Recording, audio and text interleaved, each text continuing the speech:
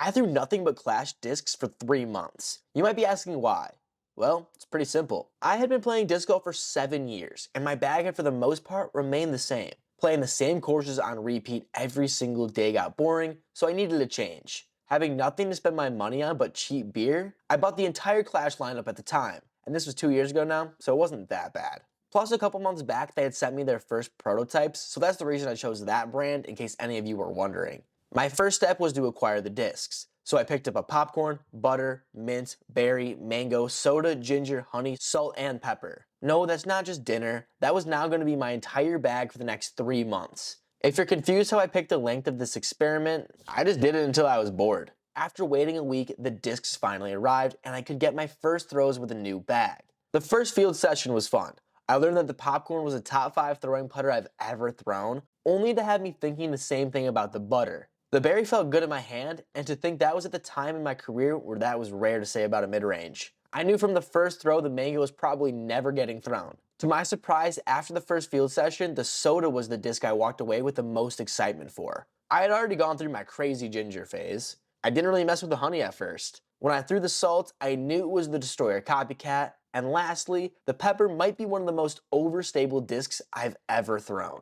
With the field session now under my belt, all I could do was get the first round in with these discs. The only problem was the course I had been playing. Earlier I mentioned one of the reasons for switching my bag was because I wanted to refresh in the game from playing the same holes with the same lines every day. You might be asking why I didn't go to another course. Well, after getting done painting houses for 10 hours, I only had a few hours of sunlight left. Or until the boys needed another to drink with.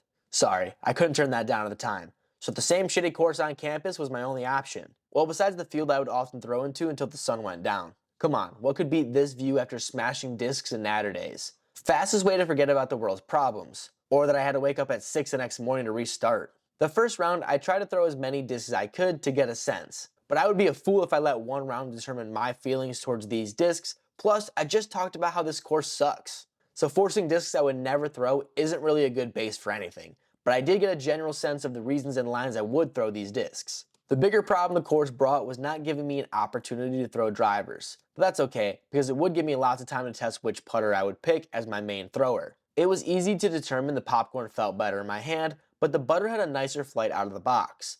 I was looking for a disc that could handle power without too much turn, and that was the butter for me. The popcorn was one of the prototypes Clash sent me months prior, so it had already been beaten in and was starting to fly more understable. I tried to convince myself that the butter was just as good, but it would only take a few rounds for the sense to knock back into me. I would officially make the popcorn the main thrower in my bag. Oh yeah, and I've been putting with the popcorn, which was the ultimate reason I didn't want to throw one either. I don't know, I just like throwing more disc, so to putt and throw the popcorn just felt weird, but definitely was the best option.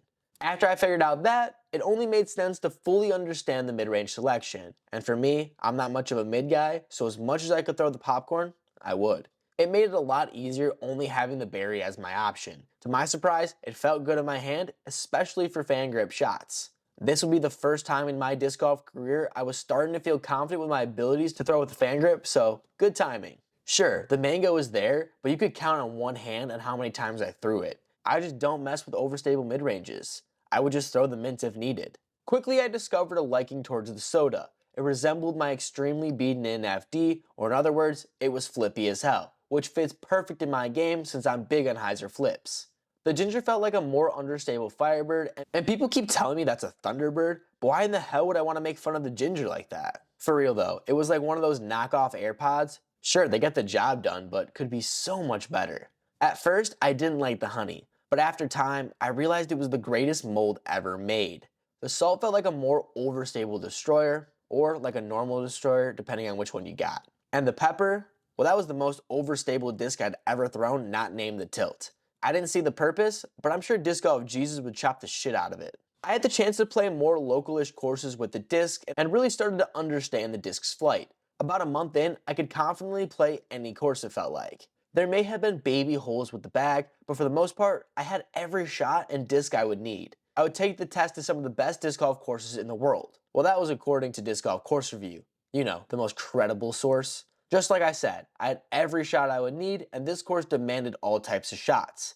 I would then take on Peter Pan in Emporia, Kansas. Played well there too.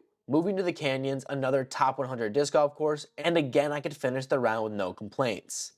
2 months into this experiment, the discs were beat up and flying better than ever. I could work discs on crazy amount of hyzers, still trusting every line. The last thing to do was play a tournament with these discs. Sundays were not ideal for me in college, especially the mornings. Unfortunately for me, I would be playing a flex tournament hungover as shit. So bad that I had my friend pull over so I could throw up on the drive down. Even at points of the tournament, I was vomiting on the tee pad. But I played nevertheless. If you were expecting some miracle win or some shit, you have more faith in me than I do. No, I sucked, and this was the last round I would play with an all-clash bag. It wasn't because I played bad, but I was starting to miss some of my old discs, and throwing only one company was starting to get boring. And I'm not going to force myself to do something I don't want to do. But 3 solid months of nothing but Clash was fun. It was an opportunity to learn some completely new discs, and even learn different parts of my game that I needed to get better at. I can say after forcing myself to throw a mid as much as I did, I feel like that part of my game is no longer horrible, and the popcorn reminded me how far I could throw a putter. You guys have heard me talk about the Wild Honey, so you know I could go on for days how this disc was amazing, and it happens to be the only Clash disc I still bag.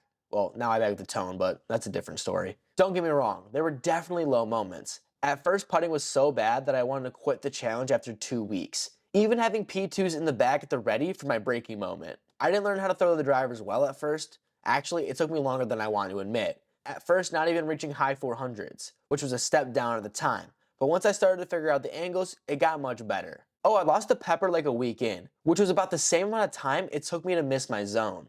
The mint was solid, but the zone was my baby. Another confession is I never took my destroyers out of the bag. I didn't throw them, but I was close. If anything, they were my safety blanket, and there wasn't enough discs to fill the bag, so I needed something in there to quit the rattling. I seriously never threw the mango. I could probably sell that on Facebook and call it a 9 out of 10. If people like it, good for you, but it's a no for me, dog. This was a fun challenge, and I have a loose idea of doing it again. My only problem is, do I just add the new Clash molds, or do I try another company and learn it from scratch? On one hand, I love Clash, but I suck their dicks so much already for free, I don't know if I can do more advertising, or people might think we're in cahoots. I will say though, I had been absolutely loving my double steady Wild Honey.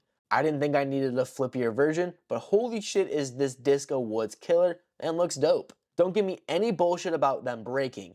If you slam the disc into trees from 5 feet away, maybe, but who the hell is doing that? Sorry, didn't see there. The new Tone Salt is money too. This thing wants to go for days. I've been getting effortless distance, even pushing my destroyers with less arm, which will be scary for me in a few months when it's warm. I will say the plastic is still in early development, which I hope means the flashing is fixed, or you might want to watch your hands. This is why you need to give me disc Clash, or I wouldn't talk shit, even though this is the lightest roast out of all my videos, and I'm still nervous about putting it out.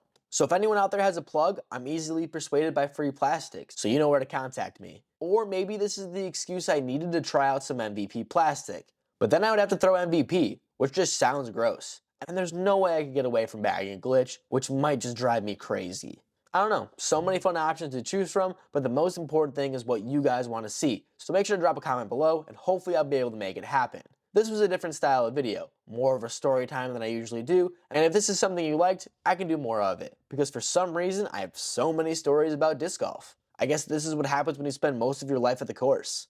So if you enjoyed, make sure to drop a like and subscribe. It's the easiest way to support the channel. Oh, and if you want to see what the worst overstable approach disc that you would never want to bag in a million years, check out the video right here.